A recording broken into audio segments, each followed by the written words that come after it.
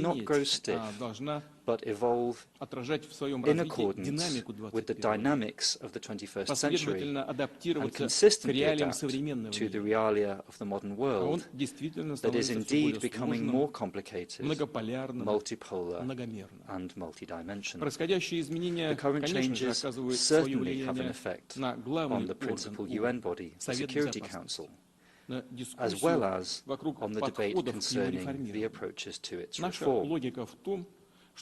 Our thinking is that the Security Council should be more inclusive of the interests of all countries, as well as the diversity of their positions, base its work on the principle of the broadest possible consensus among states, and, at the same time, continue to serve as the cornerstone of global governance, which cannot be achieved unless the permanent members of the Security Council retain their veto power. Such a right pertaining to the 5 nuclear powers, the victors of the Second World War, remains indicative of the actual military and political balance to this day.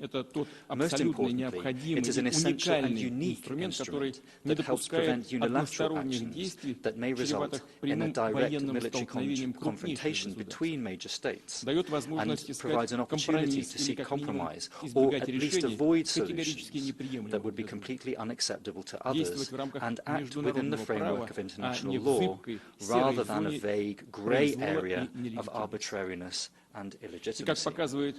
As diplomatic practice shows, this instrument actually works, unlike the infamous pre-war League of Nations, with its endless discussions, declarations without mechanisms for real action, and with states and peoples in need not having the right to assistance and protection. Forgetting the lessons of history is short-sighted and extremely irresponsible, just like the politicized attempts to arbitrarily interpret the causes, course, and outcomes of the Second World War, and twist the decisions of the conferences of the Allies and the Nuremberg Tribunal that are based on speculation instead of facts. It is not just vile and offensive to the memories of the victims, the fighters against Nazism. It is a direct and devastating blow to the very foundation of the post-war world order, which is particularly dangerous in view of the global stability facing serious challenges. The arms control system breaking down, regional conflicts continuing unabated, and threats posed by terrorism, organised crime and drug trafficking intensifying. We are also experiencing a whole new challenge of the coronavirus pandemic. This disease has directly affected millions of people and claimed the most important thing, the lives of hundreds of thousands of people. Quarantines, border closures, numerous serious troubles to the citizens of almost all states constitute the present-day realia. It has been especially difficult for elderly people who, due to the necessary restrictions, have not been able to hug their loved ones, children and grandchildren, for weeks or even months. Experts are yet to fully assess the scale of the social and economic outlook caused by the pandemic and all its long-term consequences. However, it is already evident that it will take a really, really long time to restore the global economy. Furthermore, even the proven anti-crisis measures will not always work. We will need new, innovative solutions.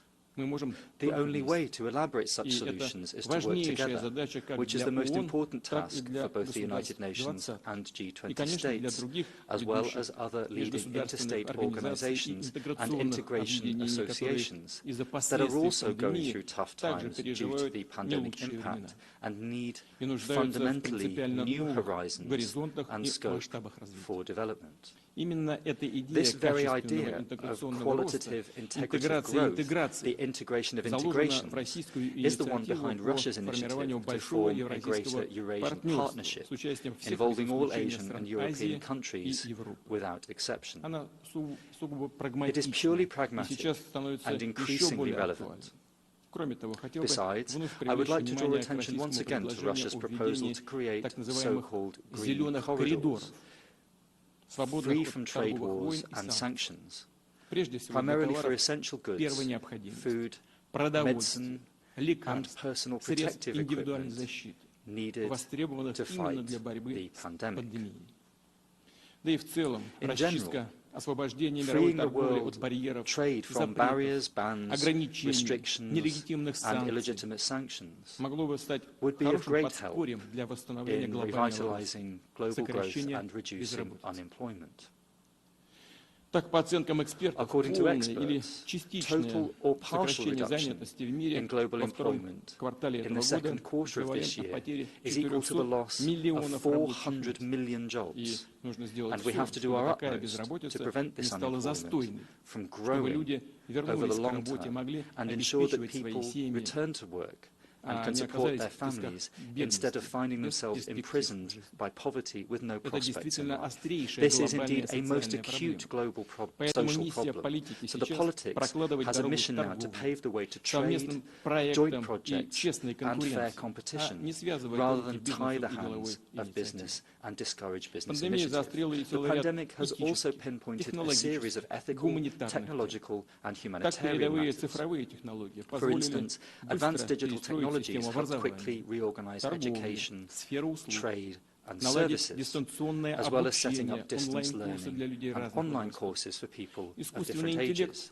Artificial intelligence has assisted doctors in making more accurate and timely diagnoses and finding the best treatment. However, just like any other innovation, digital technologies tend to spread uncontrollably.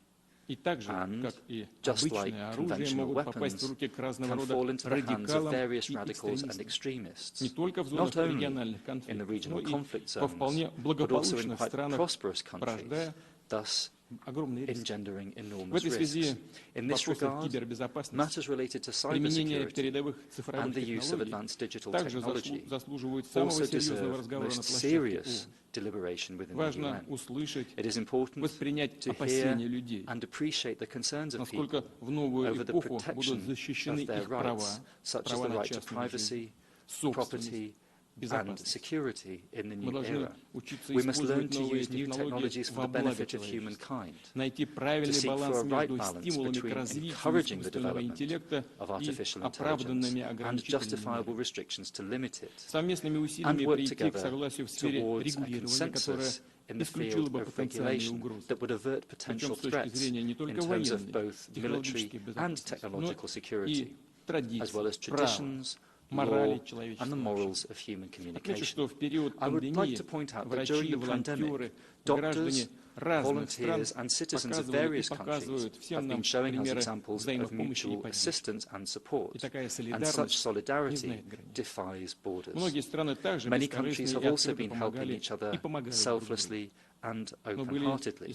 However, there have been cases showing the deficit of humanity and, if you will, kindness in the relations at the official interstate level.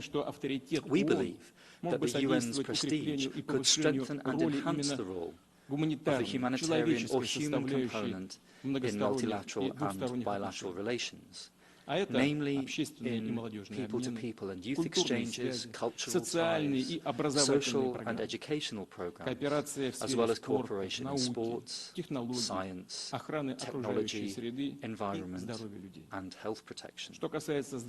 As to healthcare, just like in economy, we now need to remove as many as possible of the obstacles to partner relations. Our country has been actively contributing to global and regional counter-COVID-19 efforts, providing assistance to most affected states, both bilaterally and within multilateral formats.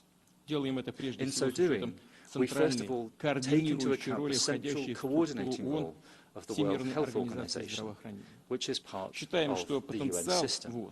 We believe it is essential to qualitatively strengthen the WHO's capability. This work has already begun, and Russia is genuinely motivated to engage in it. Building on the scientific, industrial and clinical experience of its doctors, Russia has promptly developed a range of testing systems and medicines to detect and treat the coronavirus, as well as registering the world's first vaccine Sputnik V. I would like to reiterate that we are completely open to partner relations and willing to cooperate. In this context, we are proposing to hold an online high-level conference shortly for countries interested in cooperation in the development of anti-coronavirus vaccines. We are ready to share our experience and continue cooperating with all states and international entities, including in supplying the Russian vaccine, which has proved reliable, safe, and effective to other countries.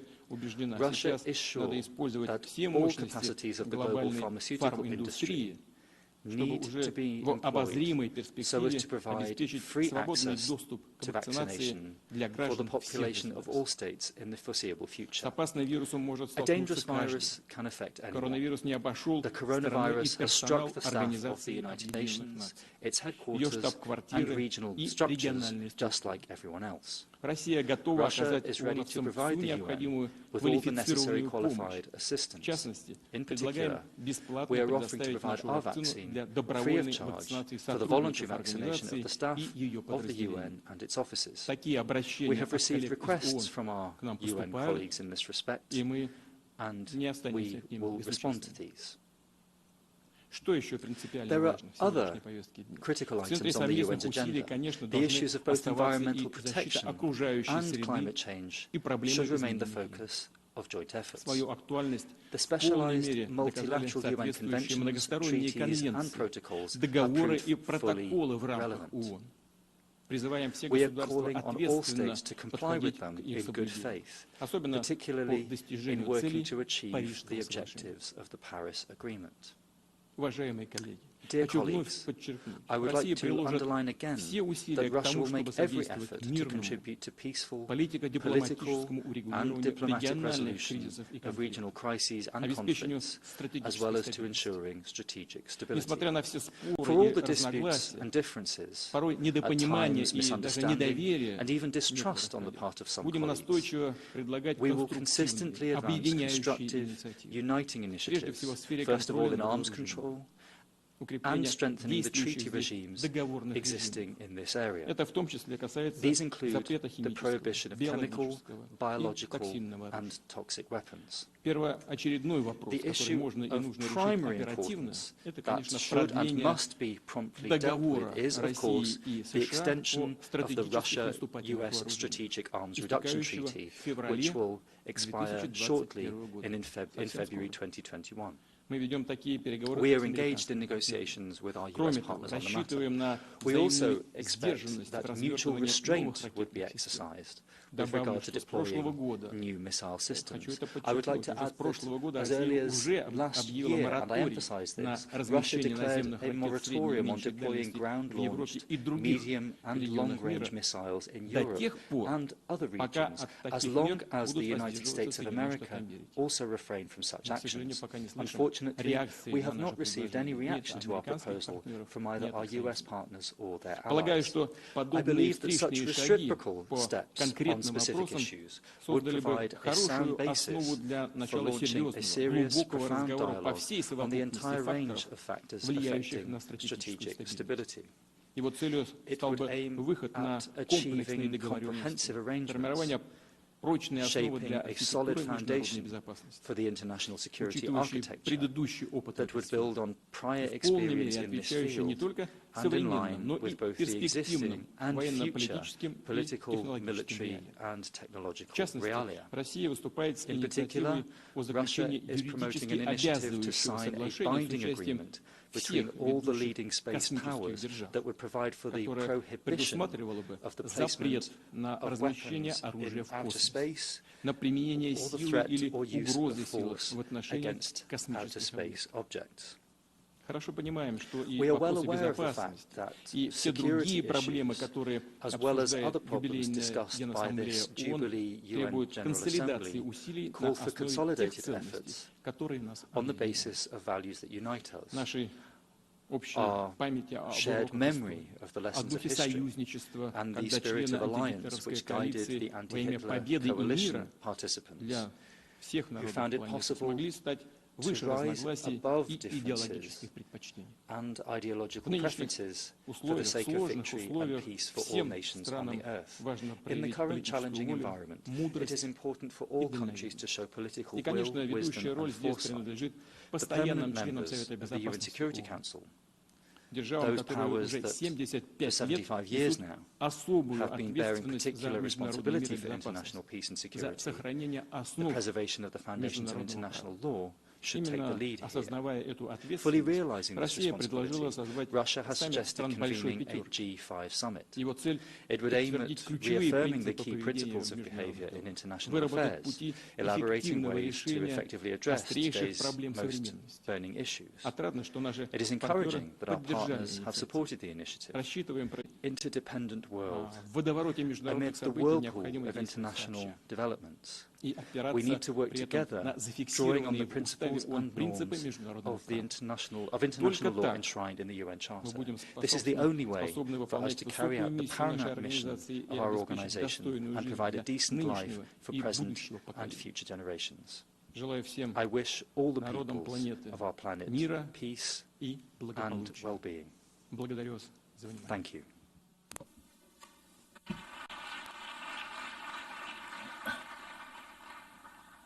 I thank the distinguished President of the Russian Federation. I now give the floor to the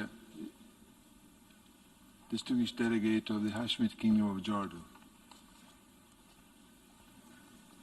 Mr. President of the General Assembly, Mr. Secretary General of the United Nations, Excellencies, I have the great honor to introduce the pre-recorded statement of His Majesty King Abdullah II of the Hashemite Kingdom of Jordan. I thank you. Bismillah ar-Rahman ar-Rahim. Mr. President, Mr. Secretary General, Your Excellencies, these are indeed extraordinary times in our history and in the history of the United Nations, when we find ourselves meeting virtually for the first time in the UN's 75 years, as our world continues to grapple with COVID-19 and its far-reaching implications, and as our people look towards us to navigate these uncharted waters with bold statesmanship. It is incredible how a virus that infected a single person in one corner of the globe has grown and expanded to hit the very foundations of our international system, our global economy, all of humanity. It will be equally incredible if the lesson of just how interconnected we really are is lost on us. We cannot beat this virus by turning inwards. It does not stop at borders, and nor should our cooperation. We can only overcome COVID-19 and what comes beyond it through a renewed integration of our world, a reglobalization that makes the well-being of all our peoples the ultimate goal. A reglobalization that capitalizes on each country's potential, its strengths, and resources, with regional safety nets, keeping the flow of vital supplies open. A reglobalization that better equips us for a post-COVID-19 world. My friends, among the multiple challenges that our world will have to face is hunger at a substantially larger scale than previous decades. Indeed, it has already begun to creep up on us. We see threats to food security in Lebanon. We see hunger threatening vulnerable refugee communities in our region. We see it threatening communities living in poverty across the Middle East, Africa, Latin America, and elsewhere. Preparing for this is a key priority for Jordan. And we also stand ready to do what we can for our region and our friends by channeling our capabilities to operate as a regional hub for food security. And it is out of our belief in the importance of maintaining food security for generations to come that we also are strongly committed to safeguarding the main source of humanity's substance, our environment. Recognizing that protecting our national environment would ultimately protect all existence. 是最终意味着要保护所有的生命。约旦已经起草了一个宪章，即将提交给联大。宪章就将给予特定的生态系统和所有的各种种类的植物和动物合法的生存权，从而确保人类能够继续生存下去。这项倡议呢是符合联合国可持续发展目标，而且也将有助于保护我们的环境，确保世界繁荣发展。朋友们，新冠危机就像一面镜子一样，来到我们这个世界上，而且像镜子一样照亮了我们全球体系当中的漏洞和缝隙。这样一来呢，新冠疫情给我们带来了一个历史性的时刻，要重新思考一下联合国和其他多边组织的能够发挥的作用，如何更好产生影响，应对各种挑战，包括老的和新的挑战，不论是疫情、大流行还是肆虐的冲突。只要不正义和冲突、战火继续存在下去，不管是在世界上任何地方，那么联合国就不应该停止工作，而且我们也不应该停止工作。巴以冲突是联合国成立之初就存在的一场冲突，而且哪怕是到今天依然是在发酵升级。要终止巴以冲突的唯一方法，也是我所在这个地区的核心的冲突，就是通过两国方案，同时遵循国际法和联合国相关决议。唯一的要实现正义、持久和平的方式，就必须要建立独立、拥有充分主权和活力的巴勒斯坦国。要基于1967年6月4日划定的国界，将东耶路撒冷作为首都，而且巴以和平共处，实现共同和平与安全。要解决这场冲突，我们必须要为全人类来保护、捍卫耶路撒冷，将耶路撒冷打造为和平的、统一的城市。作为哈希米家族掌管人，我承担着特殊的责任，要保护和捍卫耶路撒冷的伊斯兰教和基督教的圣旨，而且呢，保护圣城的责任是由我们所有人要承担。朋友们，约旦是在联合国成立10年之后加入的，从加入以来，我们就已经充分的、积极的履职，而且呢是致力于要实现全球和平和可持续发展。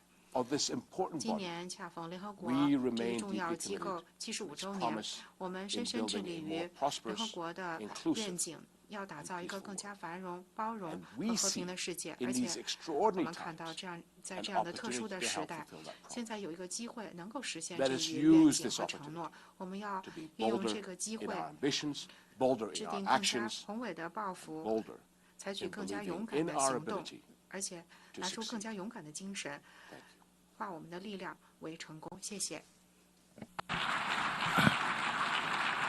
On behalf of the General Assembly, I wish to thank the King of the Hashemite Kingdom of Jordan for the statement just made.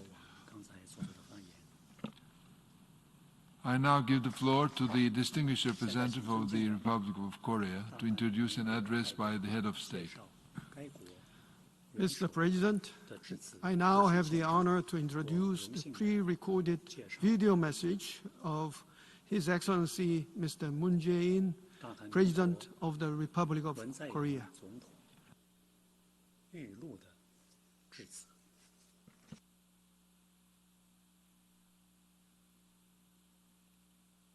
의장님, 사무총장님과 각국 대표 여러분, 인류는 지금까지 수많은 위기를 극복하며 오늘의 문명을 이루었습니다. 지금 코로나 위기 속에 있지만 인류는 오늘과 다른 내일로 다시 놀라운 발전을 이룰 것입니다. I'd like to offer my deepest sympathies to the victims of COVID-19 and their bereaved families and all of those around the world who are fighting the disease. My gratitude also goes out to the medical staff, frontline workers, and staff members of international organizations who are putting themselves at risk to protect the health of humanity. The 75th session of the UN General Assembly will go a long way toward triumphing over an unprecedented crisis. Let me extend my congratulations to you, Mr. Balkan-Bozkır, on your assumption of the presidency. I have high hopes for your able leadership. I would also like to express my respect to Secretary General Antonio Guterres for his tireless efforts to resolve numerous global challenges, from infectious diseases to peace, the economy, the environment, and human rights. Mr. President, the COVID-19 crisis we face is upending daily lives of humanity and agitating even the world economy and international order. Just as the far-sighted leaders created the United Nations 75 years ago, it is high time that we pull our wisdom again to find our guiding star in this time of great transformation. The Republic of Korea took key values of democracy and turned them into three main principles of infectious disease prevention: openness, transparency, and democracy, and the entire Korean people turned themselves into the main actors in infectious disease prevention efforts. Korea also combined multilateralism with its community spirit, enabling people to practice the spirit of freedom for all. The Korean people protected their own safety by protecting that of neighbors. The Korean government extended the scope of neighbors beyond its borders. By sharing infectious disease prevention equipment with other countries without closing borders, Korea is keeping our country and economy intact. We learned that in the end, what empowers Korea to weather the novel coronavirus was the very values cultivated by humanity and championed by the UN. The answer to overcoming COVID-19 is not far from us. It lies in returning to the spirit of the UN Charter, that is, believing in universal values of humankind. And it lies in marching toward a more inclusive world through multilateral action. The far-sighted leaders in the past created the UN dreaming of a better world and achieved a brilliant feat of promoting universal values of humankind. In the post-COVID-19 era, the UN should be tasked with spreading these universal values even further to resolve complex global challenges such as cooperation in healthcare, economic cooperation for sustainable development, and climate action. The battles each and every country has been fighting this year have clearly demonstrated that the crisis cannot be overcome by a single country alone or without consideration of neighbors. Today, with the UN assuming a new job in the post-COVID-19 era, I'd like to address the importance of strengthening inclusiveness in international cooperation, a way to shape multilateralism in a way that makes everyone prosperous. Mr. President, strengthening inclusiveness in international cooperation means leaving no one behind and achieving shared prosperity where everyone enjoys freedom. Domestically, it is reducing inequalities to ensure safety of one's own and sustainable development together with neighbors. Internationally, it is taking into account the conditions and circumstances neighboring countries are put in while working with them to attain co-prosperity. Nothing is more important than life and safety of humanity. It is evident that the UN's idea of inclusive multilateralism will first be tested by whether it can distribute COVID-19 vaccines to all nations or not. We must not only enhance international cooperation for developing vaccines and treatments, but also guarantee their equitable access for all countries once they are developed. Through global funding, we should facilitate advanced purchase of sufficient doses of vaccines for international organizations to ensure that impoverished and developing countries can also share in the benefits. Korea is actively participating in the COVAX facility led by the World Health Organization and Gavi. Home to the headquarters of the International Vaccine Institute, Korea will provide active support to various activities geared toward developing and distributing affordable vaccines for developing countries. As concerns remain over the possibility of the second and third wave of COVID-19, Korea will actively share its experiences accumulated from responding to COVID-19 and continue to work with the international community. Like a tsunami that follows an earthquake, economic aftershocks are sweeping us. Border shutdowns and atrophied exchanges of people and goods make the global economic recovery harder. Although it is indeed an extraordinarily difficult task, we must make the best of both worlds, preventing infectious disease and reviving the economy. Even in the midst of the COVID-19 crisis, we should strengthen multilateralism characterized by solidarity and cooperation and bolster free trade system built upon international norms. Korea strives to safeguard global supply chain against disruptions and facilitate essential cross-border movement of people, including business people. Korea will share its development experience with developing countries and join the concerted global efforts to achieve UN Sustainable Development Goals. In order to enhance inclusiveness that drives sustainable development, we should break the matter of course that crisis begets frightening inequalities and revive our economy in a way that leaves no one behind. Korea has taken on a challenge of the Korean New Deal. Standing on the two pillars of Digital New Deal and Green New Deal, it marks a complete transformation of Korean economy and promises to render our society less unequal and more inclusive. Korea will work with all nations to minimize the effect of COVID-19 and hasten economic recovery and actively participate in international cooperation to promote inclusive multilateralism the UN is seeking to accomplish. September 7th was the International Day of Clean Air for Blue Skies, which was proposed by Korea and subsequently adopted at the United Nations. Once human activities came to a halt, blue skies re-emerged in parts of the world. The coronavirus has paradoxically given us hope that, with the efforts of countries and international society, humanity can restore a green Earth. With the UN playing a key role, I anticipate greater international cooperation to take place in pursuit of building back better and greener. Korea is playing an active role in establishing a new climate regime, for instance, by faithfully implementing the Paris Agreement.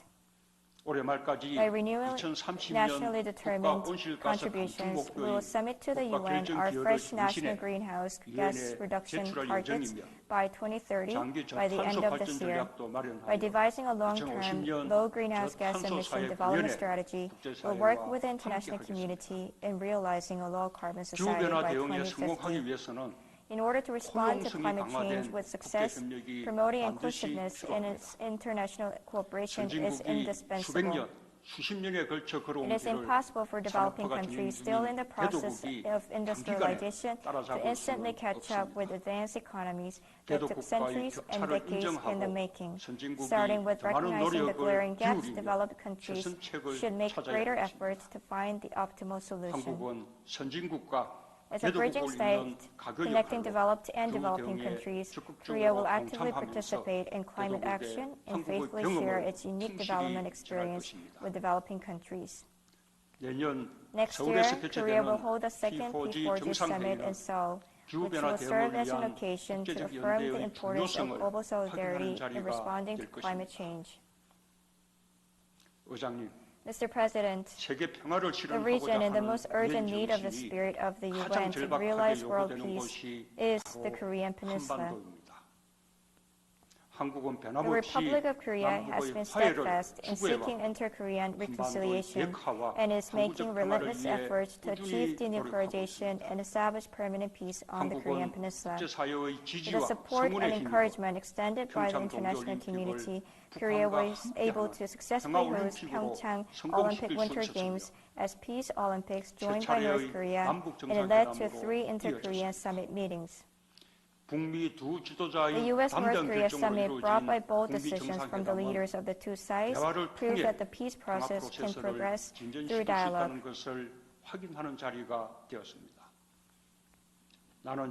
At the UN General Assembly last year, I presented the three principles to resolve issues related to the Korean War: zero tolerance for war, a mutual security guarantee, and co-prosperity, and set out my vision to transform the demilitarized zone into an international peace zone.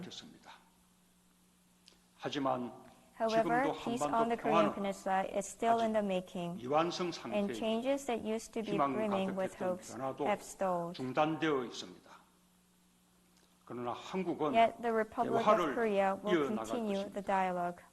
What all of us need to do is to take one more step forward.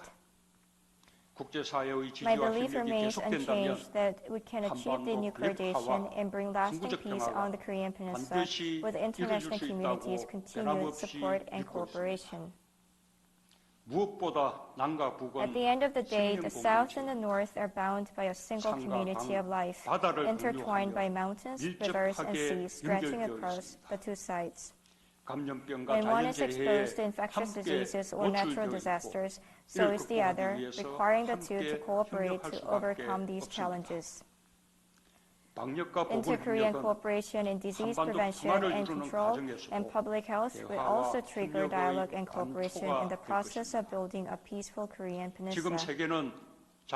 Today, the world is expanding the concept of security from traditional security of preserving territorial integrity to comprehensive security. The world has been joining forces to respond to non-traditional security threats, from disasters and catastrophes to terrorism and cybersecurity, and to fight international crimes.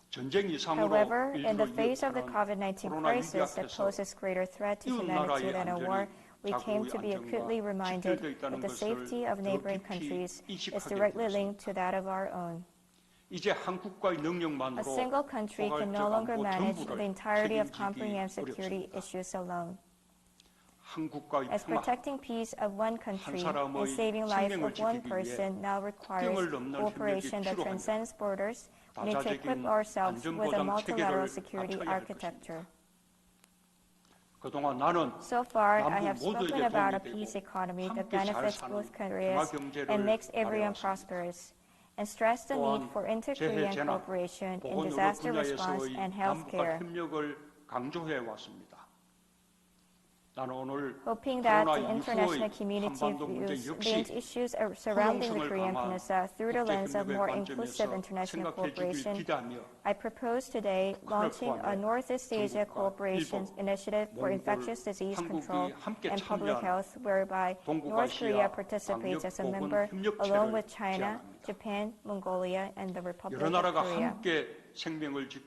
A cooperative architecture that guarantees collective protection of life and safety will lay the ground for North Korea to have its security guaranteed by engaging with the international community. In particular, this year marks the 70th anniversary of the outbreak of the Korean War. Time has come to remove the tragedy lingering on the Korean Peninsula. The war must end completely and for good. Peace on the Korean Peninsula will guarantee peace in Northeast Asia as a whole, and going one step further, bring positive changes to the world order as well. I believe it begins with declaring an end to the war, an act that can affirm mutual commitments to peace. I hope that the UN and the international community provide support so that we can advance into an era of reconciliation and prosperity through the End of War Declaration. The End of War Declaration will indeed open the door to complete denuclearization and permanent peace regime on the Korean Peninsula. It is not only Korea's response to COVID-19, but also the invaluable lessons Korea will be gaining from institutionalizing peace that Korea wishes to share with the rest of the world. This way, we'll be able to buttress UN's efforts at the forefront to fulfill its purpose to maintain international peace through collective measures. Mr. President, Mr. Secretary General, and distinguished delegates, COVID-19 has showed us how closely interconnected the world is, and humanity will in the end head into an era of solidarity and cooperation. We have to prepare for the future and at the same time change the world we live in today. If people start with small things, each and everyone's actions will unite and culminate in the freedom for all today. I'd like to ask the UN from this moment onward to be the center of inclusive international cooperation in the new era. Thank you.